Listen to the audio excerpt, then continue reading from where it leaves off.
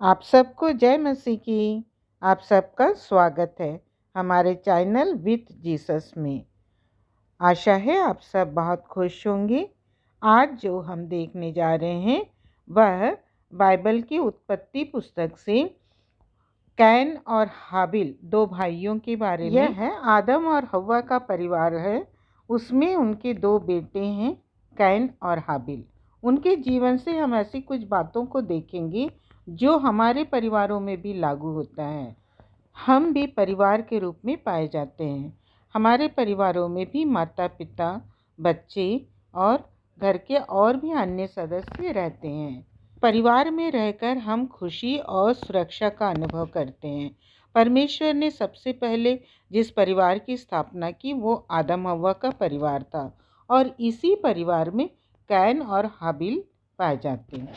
परमेश्वर पिता को धन्यवाद देते हैं कि उन्होंने परिवारों की स्थापना की जिसके द्वारा हम सब एक परिवार के रूप में रह पाते हैं, एक दूसरे की सुरक्षा में रह पाते हैं, अपने आप को सुरक्षित महसूस कर पाते हैं, एक दूसरे से प्रेम कर पाते हैं और परमेश्वर इन परिवारों को बहुतायत की आशीष भी दी हैं। परमेश्वर ने आदम हव्वा के इस परिवार को, जो कैन और हाबिल उनके बेटे थे, उन्हें भी बहुतायत की आशीष दी थी।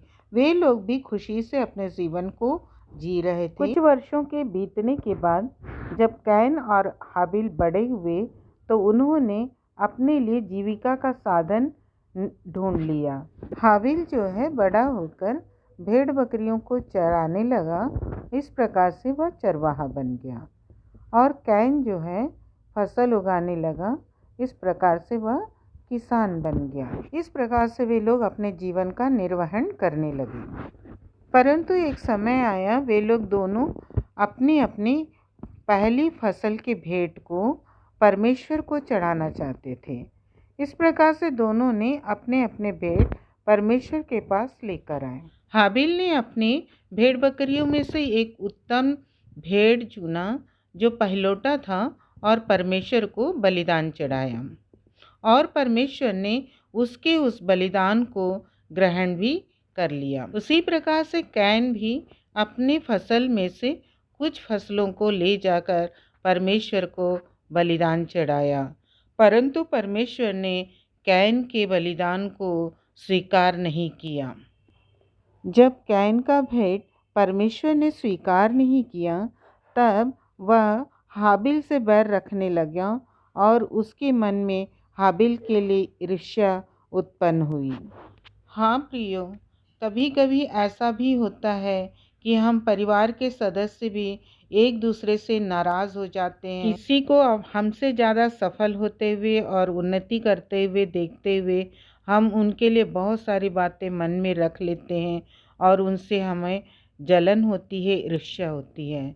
बाइबल की इस घटना से हम यही बात सीख रहे हैं कि हम एक दूसरे की सफलता और उन्नति को ईर्ष्या में ना लेकर उनसे प्रेम करें, उनके लिए और प्रार्थना करें कि वे लोग और उन्नति करें। क्योंकि बाइबल हमें सिखाती है हम जब दूसरों के साथ भलाई करते हैं तो परमेश्वर हमारे साथ भला करते हैं। कैन हाबिल से इतना ज़्यादा बैर रखा कि वह मन ही मन उसे मार डालने के लिए सोचा और एक दिन जब वह अकेला खेत में काम कर रहा था तो कैन जाकर हाबिल को एक बड़े से पत्थर से मार दिया। हाँ प्रियो, जब छोटा सा जलन, छोटा सा क्रोध बहुत लंबे समय तक हमारे हृदय में रह जाता है तो वो हमें बड़े पाप की ओर ले जाता है। कैन के साथ भी यही हुआ। परमेश्वर ने जब उसे उसका भेंट नहीं स्वीकार किया तो वह जो हाबिल से क्रोध रखने लगा, जलन रखने लगा, वह उसे आज इस अंजाम तक पहुंचाया कि वह अपने भाई का हत्या ही कर दिया। अपने भाई के प्रति जो वो क्रोध को पाल रहा था, ईर्ष्या को रख रहा था, उसे हत्या जैसे बड़े पाप की ओर धकेल दिया। प्रियो, यदि ऐसा कोई पाप हमारे मन में है, हमारे पास है, तो हम उसे पहचानें, परमेश्वर को समर्पित करें और स्वीकार करें कि हमारा स्वभाव ऐसा है और हम इस स्वभाव को छोड़ेंगे। परमेश्वर से मांगे, परमेश्वर जरूर देगा। हम इस प्रकार के स्वभाव से छूट सकते हैं। जब कैन ने हाबिल की हत्या कर दी और उसे गाड़ दिया, तब परमेश्वर ने उससे पूछा, तेरा भाई हाबिल कहाँ है? तो वह परमेश्वर को अपने गलती को ना बताकर वह परमेश्वर से कहने लगा, क्या मैं अपने भाई का नौकर हूँ? हम भी अपनी गलतियों को छिपाने के लिए बहुत बार इसी प्रकार से बात करते हैं, परंतु हमारा परमेश्वर सब कुछ जानता है। वह सब परमेश्वर ने कैन से बातचीत किया और परमेश्वर ने उससे कहा, तू ये क्या कर दिया? तेरा भाई का लहू मुझे खेत से पुकार कर दुहाई दे रहा है।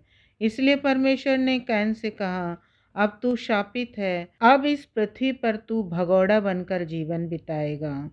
तब कैन ने परमेश्वर से माफ़ी मांगी और परमेश्वर से कहा, इतना बड़ा दंड मुझे मत दो। तब परमेश्वर ने उसकी प्रार्थना सुनी और उसे क्षमा कर दिया। पवित्र शास्त्र में कोई भी बात यूं ही लिखा हुआ नहीं होता। प्रत्येक घटना हमारे जीवन के लिए लाभ के लिए होता है, उसे हम ग्रहण करें। परमेश्वर के बड़े नाम की स्तुति हो।